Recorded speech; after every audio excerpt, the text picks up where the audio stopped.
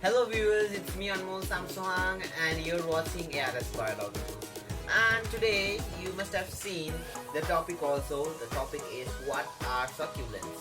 So I've taken some of the succulents from my garden and we're going to discuss these succulents in this video. So let's get started.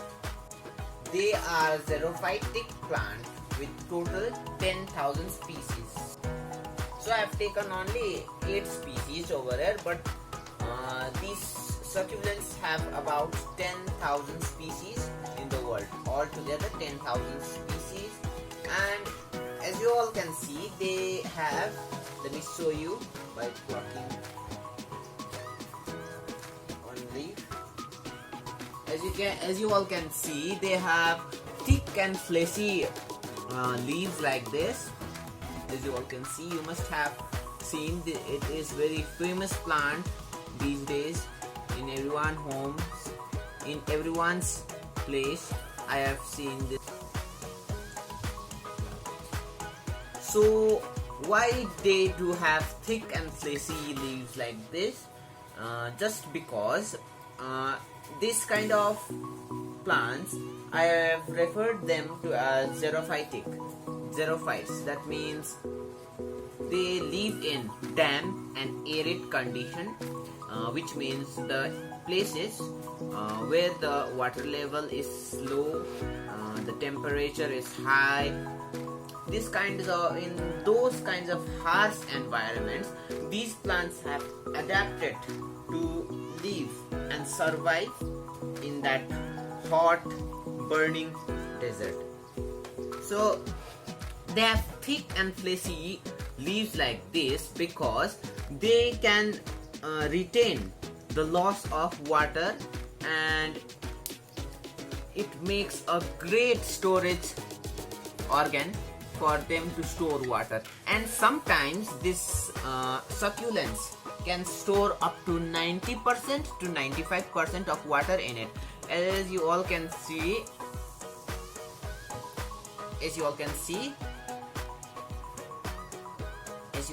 those dripping.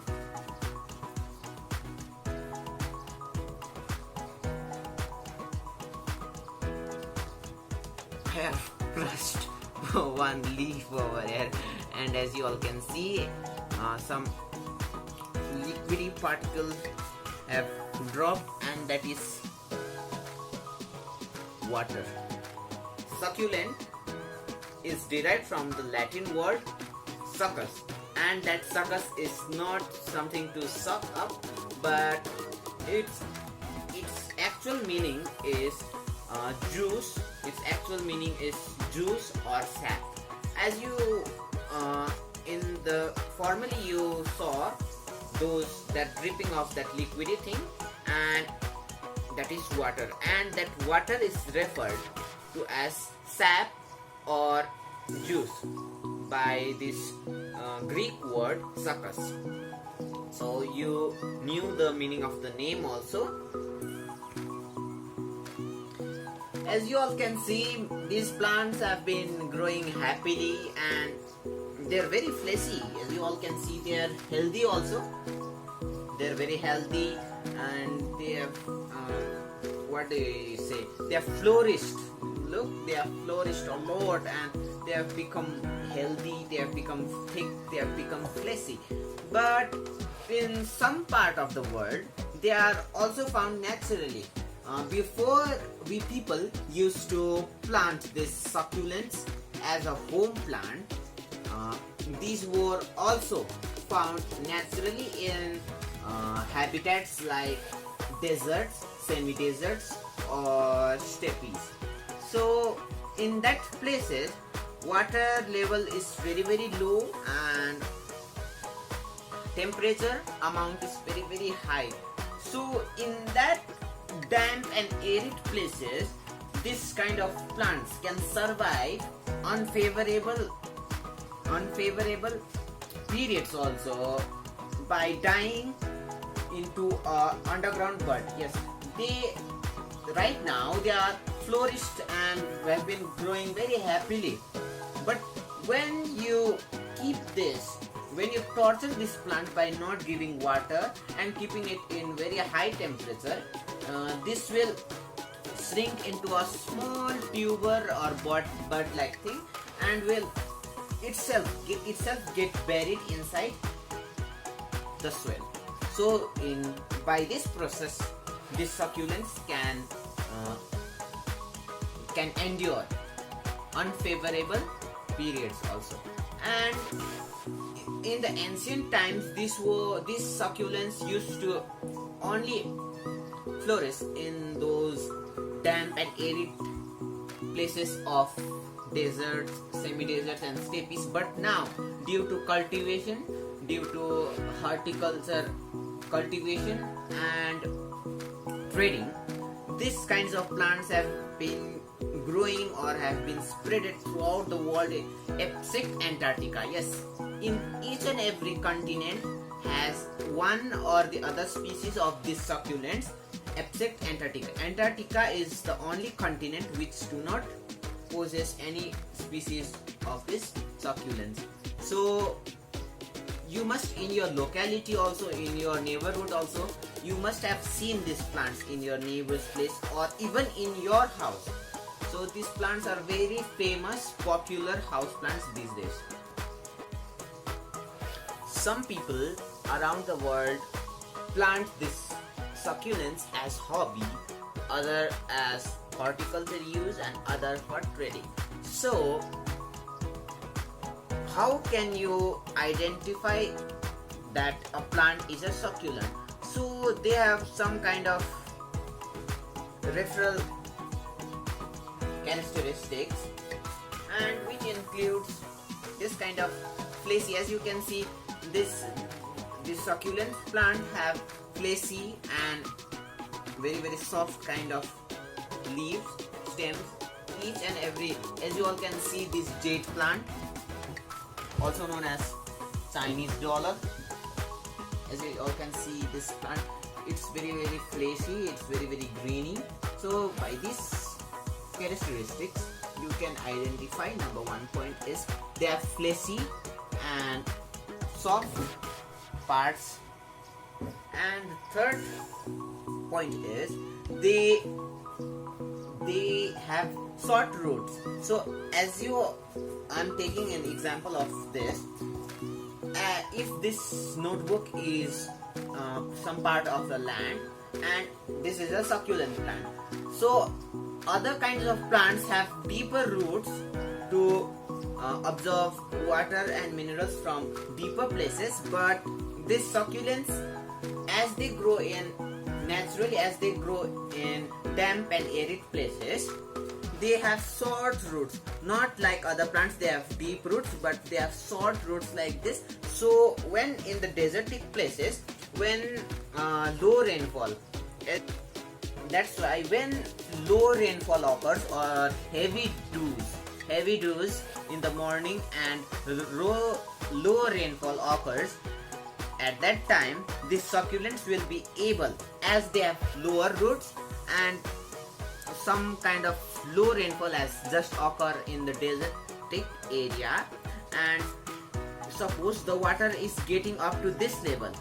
In the tropical region it's up to this level, but this is a desertic area, so the water is getting to this level, and if the plant's root will be this much deeper, the roots are here, how will it be able to absorb water and nutrients?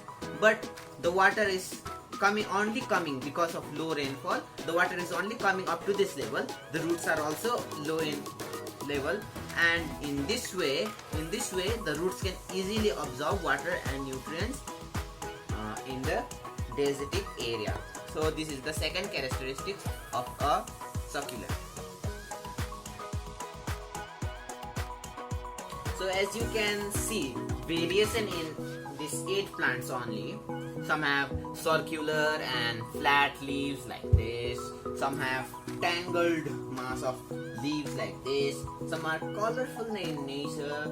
Some have these horns like things, and some are rubic shape like thing, some are like dollars, and some are like even lotus.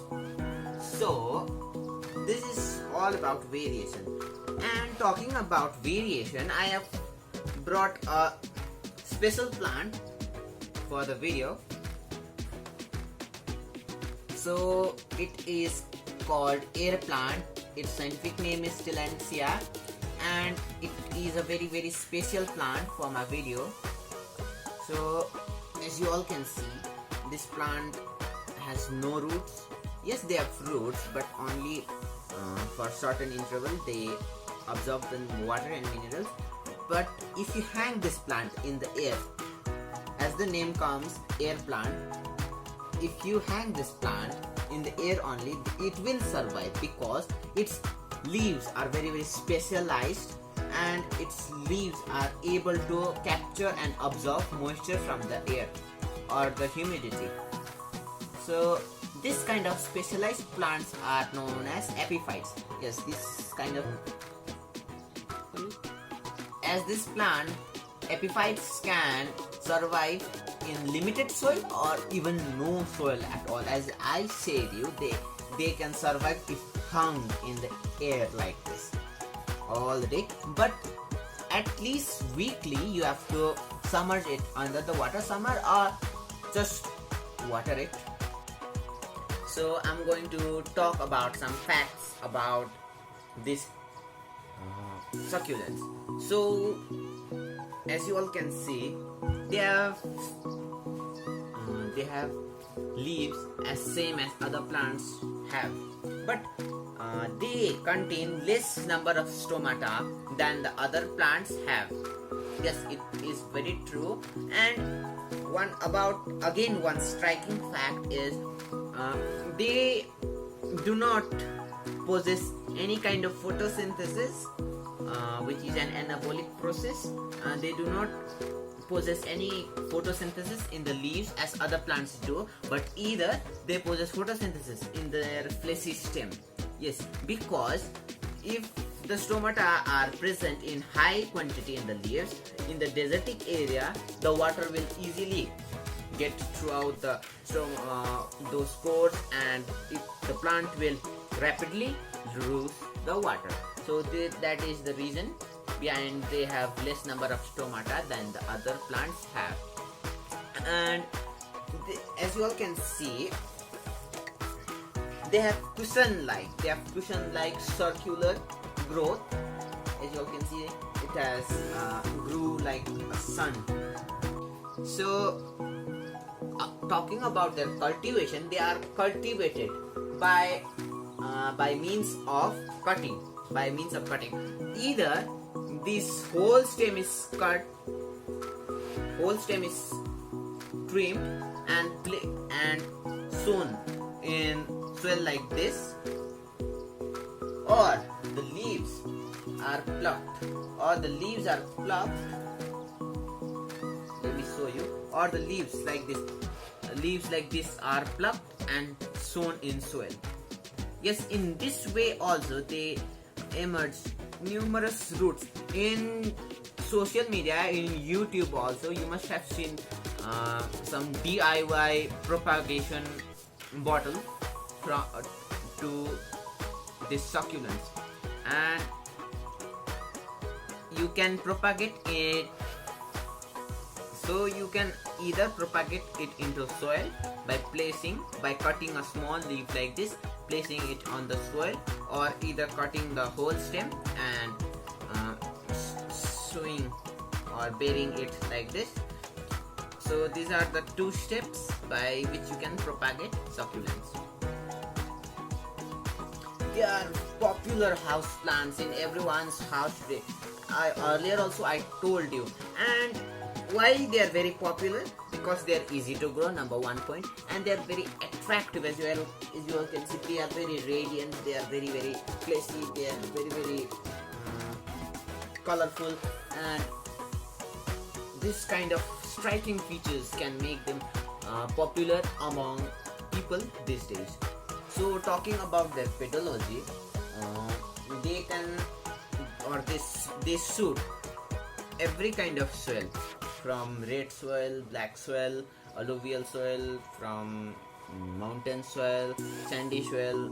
They shoot every kind of soil and are very flourished in every kind of soil.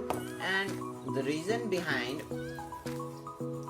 this flourished plants of mine showing in the screen is because of their proper maintenance. So these plants are very easy to plant, and if you pot these plants very careful and very properly, you don't need to check it every day. Check it, yes, monthly you have to check it, but not also weekly you have to check it. If you